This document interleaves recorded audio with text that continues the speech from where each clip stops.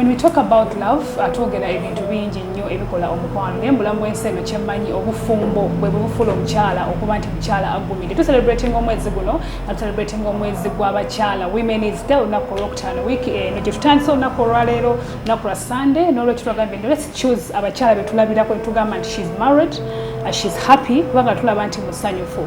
And we think obufumbo it's the end of all of us ng'abakyala. Nti newoona okola ssente ezenkana zitya, nowoona obanga oli w'amaanyi batya naye nga tolina musajja, nze ndowooza oba towera. So n'olwekyo ntuga tufuneyo omukyala omukozi ate nga mufumbo mumumanyi, she's a business woman.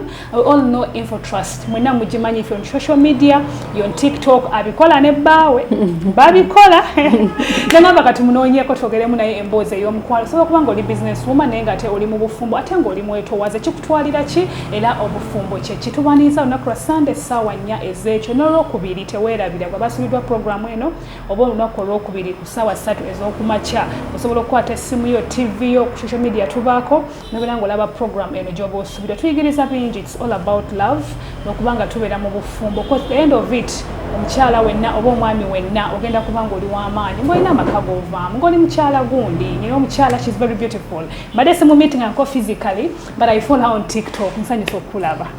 You're very beautiful, you're very humble, banna. Nsaba obuuza ku balabi baffe.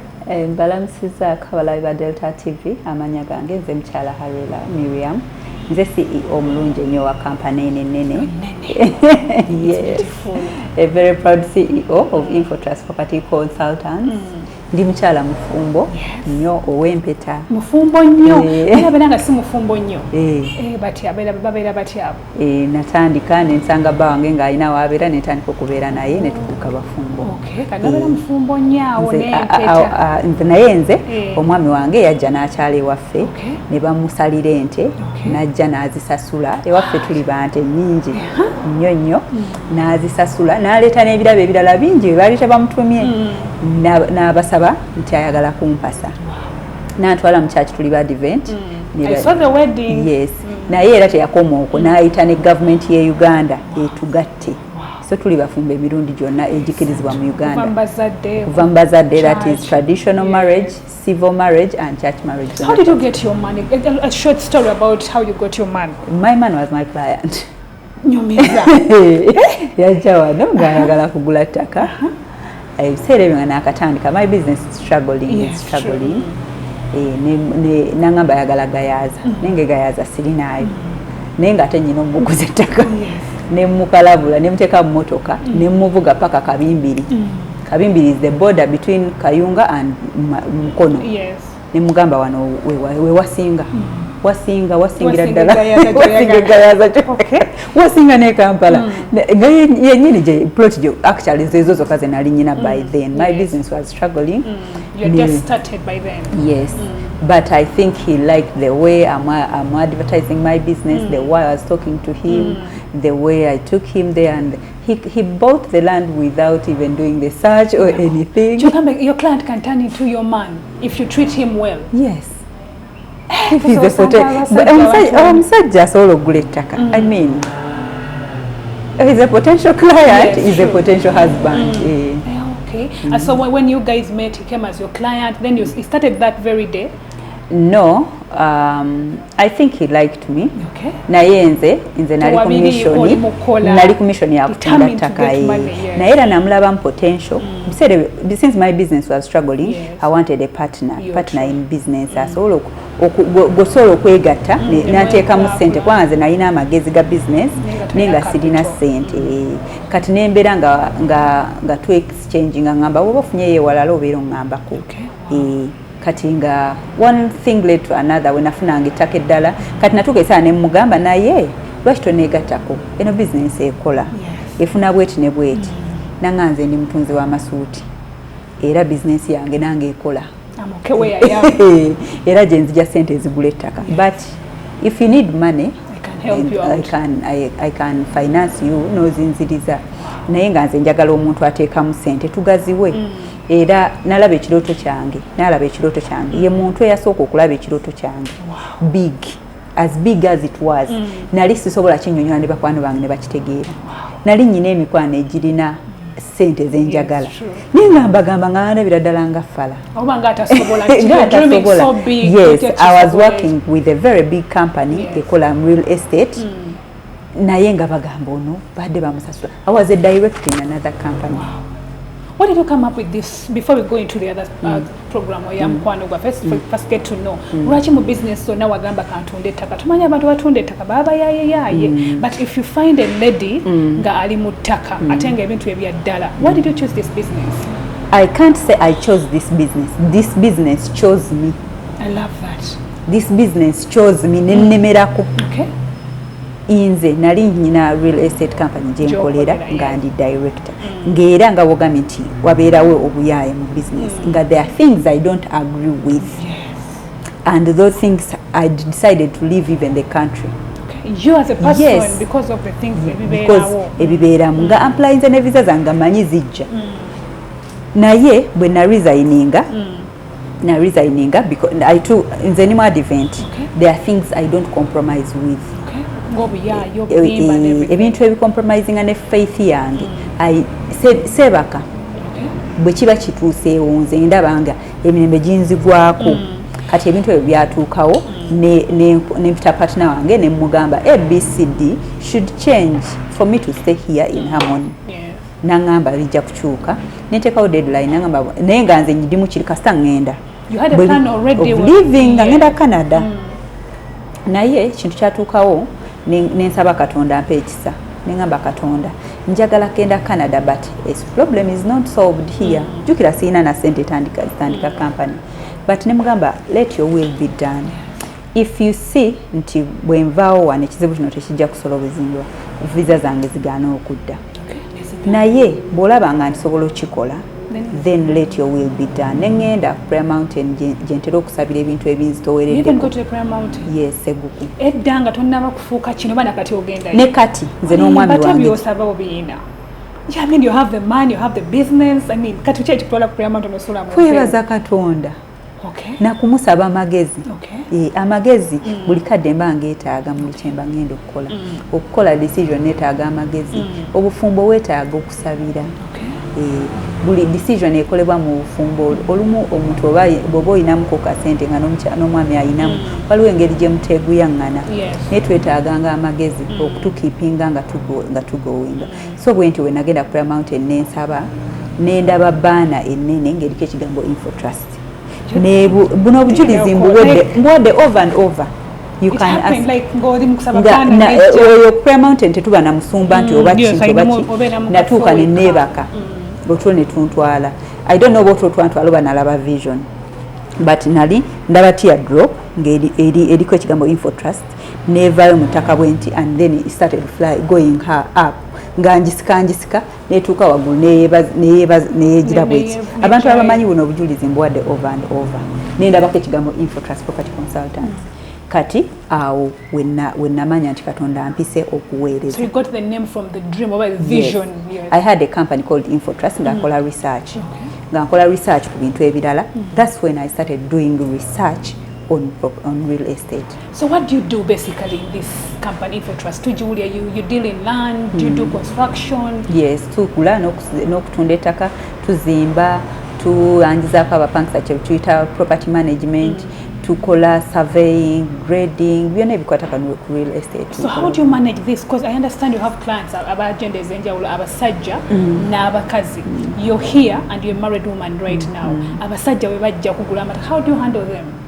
I handle them like other clients, but I had always put my ladies first. Okay. Naye abasajja bajja tetubagoba. Okay. Tubaguza ettaka ne bagula. So how do you manage family and this business? Because I understand it's a busy business. Or managing otya obufumbo ne business eno. Obufumbo buno nze n'omwami wange twabusaba Katonda. When we met. Naye mu 7th day. Naye mu advent. Mwesanga mwana mu 7th day. Yeah, Rabbi. Era bwe twa realizing anti no. My husband then was my boyfriend interested in marrying me. Tugenda n'tusaba Katonda. Etugamba tuwa okumanya okutegeera kubanga ffe okumanya kwaffe kutono ddala naye Katonda atusinga okumanya kati nno ffe Katonda abadde in the middle of everything era bwe twasabanga ekintu twagala kukola kino bw'olabanga kino si kituufu let this happen or this happen katonda abadde nga atuwa obubonero ku buli kye tusaba ne tugenda mu maaso kati how I manage because ewaka ewange mbeera mukyala jebbi nfumba emmere. You do? Yeah. You haven't seen my vlogs nga nfumba? I've not seen them. I am the most nze muntu akyasinza okufumbira mwana wange. Twalowooza kati nga abakyala abafuna bali ku social media ate nga muli busy nti mujja oluusi ne mwambala character ku social media mutulage but this is the real you home. Nze bwe mbeere waka olingira gate wind byonna bisigale n'ebya boss lady. Actually nze ebya boss wange ebya boss bitandikira wano ku gate ya office ne bwe tuba tujja mu motoka abeera bba wange tuyina emmotoka emu etutwala ate yetuzaala. Sindako kati okudda akukima? Ankima ate yandeeta kubanga tulina obusobozi obugula emmotoka ne bwe ziba ttaano ate era tuzirina naye twasalawo when do we talk to each other? When do we talk? Because tuddayo era nga tukooye. Mwami wange abeera very busy nsobola okubeera ku office y'omwami wange ne staff na budde bwogera naye. You visited him?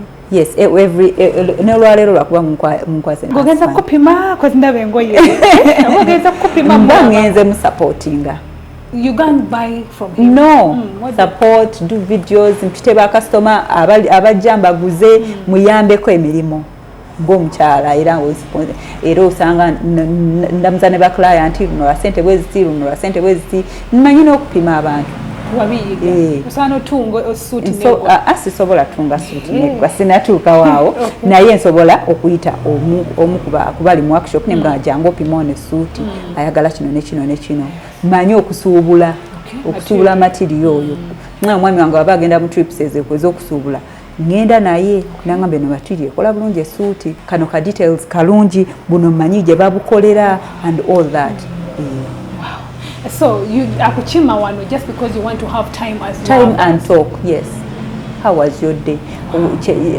Business eganyemu leero kyekisibye ssente ne twogera tukwongeremu ki nze omwami wange yasinga okumpa promotions wano ideas za promotion. So when you opened up the office nalabye nga atulaga office ng'omugamba but you supported me so like nze when I started my business I didn't have an office. Mukwano gwange yeyampa office n'ebirimu byonna. For the time I've been doing real estate. Really? Yes, for over now 5 years. Ngani mu office ye. Kati omwami wange nangamba we nali olubuto nangamba bonazaala ngenda kukolera office so that you have enough space for you baby. Ondozera olaba office yange wali ekitanda ky'omwana wali yes kati era olwamala okuzaala nankolera no office. Wow. Yes. Wow. That is a beautiful thing. Yes. My husband loves neat things. It's white. If you go to his office, ojja kutegeera nti yakoze eno. Ateekamu nnyo when it comes to class. Yes. So abakyala abatalina budde na baabi maabwe oba nti some of us when we get money we tusuula obuvunaanyizibwa mu bintu bingi naddala abakyala nakisa kintu ky'otugambye nti omwami wa kukima ye akolera ku luguudo kinaye ali ku luguudo ali mu kibuga wakati ajja bonaku nakutuma mubeera ku luguudo luno tubeera mukono. So he comes and drive you. Yes. Then you kati ekiiko nja omwami wange omulimo gye gimwetaagisa okukeera ennyo ennyo ate nze jange tegineetaagisa but because I have to catch up with his time era nkeera tegeza love kwerekereza obufumbo kwerekereza kubanga nsobola nze okwebaka nenvaayo ssaawa ttaano besides nina n'omwana naye nkeera nentegeka omwana nentegeka breakfast netujja ffenna. Yes, omwami wange agenda ne breakfast okuva ewaka. Kati abakyala abali abafuna ku busente ne musuula obufumbo. She's telling us and it's a true story. Kakati ekisooka bw'oba ofumbidde mu mukwano gwo ssente zikwataganira wano obufumbo. Ati tuba abamu bafumbirwa lwa bintu bingi. Bw'oba ofumbiddwa lwa laavu nze bange mukwano gwange manyi byayagala manyi ayagala nnyo juice gwe nkoze. So because manyi akyagala nja kusula nkoze juice muteeke mu freezer. Manyi tayagala nnyo ka breakfast kenkoze nja keera dakiika 3 weba egg roll ngisiike ngiparkinge ekyo mbeere nga kyemukoledde mu lunaku lwonna naye amanyi njagala nnyo ssente era ampaayo akasente ate ng'okola era kwayo kasente enzo omwami wange yanyambaza yandiisa yansuza kati ezo zikola ki zirabirira bazadde bange okitegedde era ekisa business woman ate nga mukyala mufumbo tugenda kucelebrate olunaku lw'abakyala ennaku z'omwezi nga 8 omwezi Friday nero Sunday ne Friday netandika olunaku olw'enkya olunaku tujja kuba lunaku lw'abakyala n'abakyala bangi bafuutse bannakyeyombekedde olw'ensonga nnyingi nti obuntu obutono butemesa okuba n'abaagalwa abaffe ate abantu abamu babusobola obukola. What is marriage? Marriage, I can't tell what marriage is, but to me marriage is love, marriage is commitment, marriage is friendship. Ebyo ebintu marriage is godly. What keeps marriage? God. Apart from God, fenga abantu. Nze kisooka nze kyenkulembeza kyendowooza ekimpushinga kusaba nsaba bange akomawo ng'akooya ennyo ne yeebaka ne mmulaba ne mmusabira nga njagala mmusabire ekyo Katonda kyenjagala Katonda akimufuule bw'aba ayagala best friend nfuuka oyo bw'aba ayagala business partner simulaba ng'ayaayaana okunoonya ekintu kyensobola okubeera okujjako sisobola kubeera machine naye bwe mansobola okubeera omuntu omulungi Katonda anfuula omuntu omulungi bwe mansobola okubeera omufumbi nga nsobola okufumba nga nsobola okufumba emmere n'emmumira Katonda anfuula ekyefumu bwe mansobola okubeera namusanga ne ba bestie Gaida, so it's my best friend. Kamba, okay, but right now I speak. You're the best friend. You worked for it. Yes, I worked for it. Sakera nenchi ordering. But to them kugira ne bakwano bobichibichi. Is there we have this saying that generation I'll do anything to win this man. I don't have to win. Win, am I competing with who? I don't abazadde bange ekyo tebakindikiriza because nze omusajja wange yajja na approachinga kitegeeza nti anjagala. I have already won. That means I'm not going to compete with anyone. So girls should not fight so hard to win many times. To win? Why are you winning? They work so hard. Olina akola buli kimu okulaba nga omusajja ono alowooza nti byakola bisobola okutengula omusajja afuuke musajja we. Kaakati omusajja abeera waayagala waafunira eddembe. Gwayagala amumanyi ne bwaba munene gwosobola okuyomba nze mbala ku social media she looks this they have not seen you physically netaga kulaba ko badia n'ekirala nange ku social media ndaba mulala and this one is different. Yes era beba beragamba bono etaga kulaba you have not seen her. Yes then etaga kulaba ko but ekyo kitadde ebbali nze when I was growing up saiga continue you have to approach a man no winning and all nze ndabe abasajja bonna nga bajja ne bankwana yes nenchuzingamu so I had a variety to choose on. When I chose namanya nti naye yerekereza abantu abalala bangi. My husband is very handsome. I know, very handsome man. So naye manyi nti alina abantu bangi abandi mwagadde naye ayagala nze. But how do you keep him banange nga mulalamu how do you keep him mulalamu sweet. Anyway, together mulamu ate tukomewo tukyanyumyamu emboozi of course marriage and being busy obufumbo n'okubeera busy tulina okuba nga tubalansinga bino ebintu generation eno feka okubeera abakyala bannakyeyombekedde ba single mothers you can still change your life into a better person. Kati omulamu she's a business woman and she's married. She gets time to make juice for her husband. Go akomadde okuteekera mukyala kale omwamiwe chai mu kikopo. You're very busy, you come back home very tired. Ne panti z'omwami tosobola zooza. Ozooza? Nzooza. Ziri mmeka? Toteka ayambaleemu wetyo olunaku. After the shower you wash them there and then yes, I wash them and then. Or once a week. Yes. Kati munne gwali busy nnyo you can't even wash them. Tujja ziboolezaawo. Kati omulamu komeo tovaawo.